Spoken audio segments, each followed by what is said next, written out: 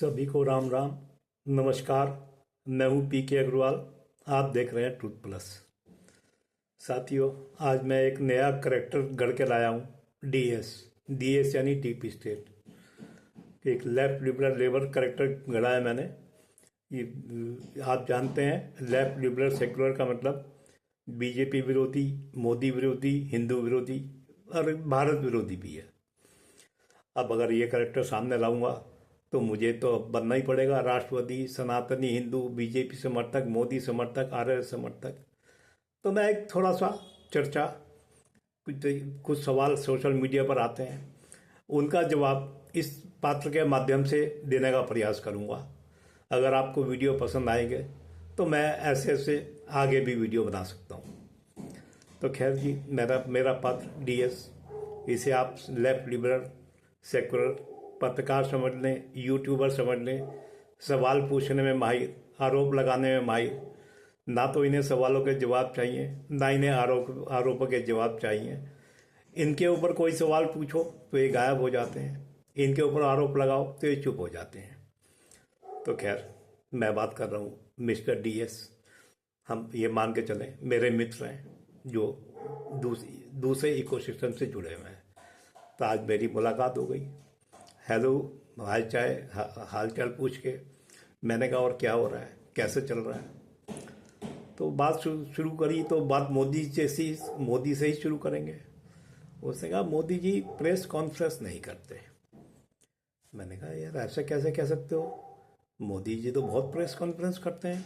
चुनाव में तो हर चैनल को इंटरव्यू दिए उन्होंने, तुम देखते नहीं हो क्या। कह रहा नहीं, वो पहले से निश्चित किए होते हैं सवाल, पत्रकार सवाल नहीं पूछते उनसे। मैंने चलो ये बात भी मान लेंगे, पत्रकार सवाल नहीं पूछते।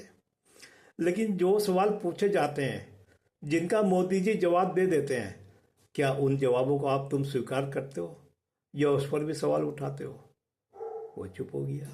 मैंने भाई, जब तुमने मोदी जी द्वारा दिए गए जवाबों को स्वीकार ही नहीं करना है, एजेंडा चलाना है, तो मोदी जी तुम लोगों को इंटरव्यू क्यों देंगे। मैंने कहा मैं अब तुम मोदी विरोधी हो, मैं मोदी समर्थक हूँ। चलो एक सवाल पूछो, मैं तुम्हारे सवाल का जवाब देने की कोशिश करूंगा। लेकिन एक शर्त मेरी भी है, सवाल का औचित्य भी तुम्हें साबित करना पड़ेगा और सवाल मैं भी पूछने का अधिकारी रहूंगा। केवल एक मत तुम्हें अधिकार नहीं होगा सवाल पूछने का। संवाद करेंगे। वो सहमत हो गया। मैंने कहा चलो भाई सवाल पूछ। उसने कहा $86 से ज़्यादा पहुंच गया है, सरकार इस पर कुछ नहीं कहती, मोदी जी कुछ नहीं बोलते। मैंने कहा हाँ ठीक है, $86 से पहले पार पहुंच गया है। मैंने कहा डॉलर के 86 पहुंचने से तुझे क्या फर्क पड़ा। वो कहता मैं अपनी बात थोड़ी कर रहा हूँ, मैं तो देश की बात कर रहा हूँ। खैर, उसके जवाब से मुझे प्रसन्नता हुई कि चलो कम से कम देश की बात तो हो रही है, राष्ट्रवादी बात तो करने की कोशिश कर रहा है। मैंने चलो अब तुम बताओ, डॉलर महंगा होने से, $86 होने से देश पर क्या फर्क पड़ेगा, क्या फर्क पड़ रहा है। उसने कहा इससे हमारे निर्यात सस्ते हो जाते हैं और आयात महंगे। मैंने कहा तुमने आयात और निर्यात दोनों बातें करी हैं।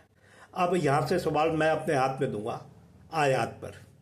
आप बताओ हमारे देश को आयात क्यों करना पड़ता है। वो कह रहा क्या मतलब। मैंने कहा भाई अब आयात हम क्यों कर रहे हैं। अभी हाल में तुमने देखा होगा, हजारों एयरक्राफ्ट, पैसेंजर एयरक्राफ्ट के ऑर्डर दिए गए हैं अमेरिका और यूरोप को। ये आयात है। ऐसे ही अभी तक जिस देश में बाहर से आती थी, ऐसे बहुत चीजें हैं। तो अब तो हमें आयात क्यों करना पड़ता है। कहता हाँ, देश में चीज नहीं बनेगी तो आयात तो करना ही पड़ेगा। मैंने देश में क्यों नहीं बनती। कहता क्या मतलब। मैंने भाई 50-55 साल तुम्हारी सरकारें रही हैं, तो ये चीजें देश में क्यों नहीं बनी, चिप्स क्यों नहीं बनी, सेमीकंडक्टर चिप्स क्यों नहीं बनी, एयरक्राफ्ट क्यों नहीं बने। कहता हर चीज देश में थोड़ी बनाई जा सकती है। मैंने ये कैसे तय होगा कि कौन सी चीज देश में बनाई जा सकती है, कौन सी नहीं। कोई फॉर्मूला तो होगा। क्या तुम्हारी सरकारों ने यह तय किया था कि हवाई जहाज देश में नहीं बनाए जाएंगे, सेमीकंडक्टर चिप देश में नहीं बनाई जाएंगी। वो चुप हो गया। खैर, वो पलटा, कहने लगा नहीं ऐसा नहीं है, देश में पीएसयू खड़े किए गए। मैंने बिल्कुल किए गए। तो पहली सरकार ने की है। उसके बाद भी सरकार आई, दूसरी आई, तीसरी आई, चौथी आई, पांचवी आई। उन्होंने क्या करा? कहता देश में गरीबी थी, देश की आर्थिक हालत खराब थी। मैंने वो तो आज भी है। कह रहा कैसे? मैंने देखो अपनी बात से मुकरोगे नहीं। मैंने कहा तुम्हारा इकोसिस्टम रात दिन प्रचार करता है मोदी ने देश की आर्थिक हालत खराब कर दी है, देश में गरीबी बढ़ गई है। वो चुप रहा। मैंने कहना जारी रखा। मैंने कहा तुम आंकड़े देते हो कि जीडीपी सबसे कम मोदी के समय में बढ़ी है, तुम आंकड़े देकर साबित करते हो। तुम ये भी आंकड़े देते हो कि शेयर मार्केट में सबसे कम वृद्धि मोदी के समय में हुई है। तुम ये भी कहते हो कि भारत का धन कुछ % लोगों के पास है, बाकी की इनकम कम है। जब मोदी कहता है कि हम 5 ट्रिलियन इकोनॉमी बनाएंगे, तब तुम ऐसे ऐसे देशों को उदाहरण ले आते हो जिनकी जनसंख्या नाम मात्र की होगी और ये साबित करते हो हमारी प्रति व्यक्ति आय उनसे भी नीचे है। तुम पुराने समय से कभी तुलना नहीं करते। तुम ये भी साबित करते रहते हो कि ये सरकार रोजगार नहीं दे रही, बेरोजगार आत्महत्या कर रहे हैं। तुम्हारा ही इकोसिस्टम ये भी साबित करता रहता है कि किसान कर्ज नहीं चुका पा रहा, आत्महत्या कर रहा है, गरीबी में मर रहा है। सही गलत सही कह रहा हूँ जो तुम्हारा इकोसिस्टम कहता है? वो चुप रहा। मैंने फिर कहा, मैंने कहा हंगर इंडेक्स में जब भारत का स्थान नीचे आता है तब तुम साबित करते हो भारत में लोग भूख से मर रहे हैं। जब मोदी जी 80 करोड़ लोगों को राशन देते हो तब तुम कहते हो गरीबी बढ़ गई है। जब हैप्पीनेस इंडेक्स में हम लोग भारत का स्थान अपने पड़ोसी देशों से, शायद अफगानिस्तान से भी नीचे आता है, तब तुम लोग कहते हो भारत की स्थिति खराब है। तुम्हारा पूरा इकोसिस्टम लगातार आंकड़े दे देकर ये साबित करता है भारत में गरीबी बढ़ी है, आर्थिक विषमता बढ़ी है, आर्थिक हालत खराब हुई है, मोदी सबसे खराब पीएम है। तो कहते हो नहीं। वो चुप रहा। मैंने कहा अब ये बताओ मुझे, जब डॉलर 30, 40, 50 रुपए था तब आपकी सरकारें देश में पैसेंजर एयरक्राफ्ट की फैक्ट्री नहीं लगा सकी क्योंकि देश गरीब था, आर्थिक स्थिति मजबूत नहीं थी। जब डॉलर 30, 40, 50 रुपए था तब आपकी सरकारें देश में सेमीकंडक्टर चिप बनाने की फैक्ट्री नहीं लगा सकी।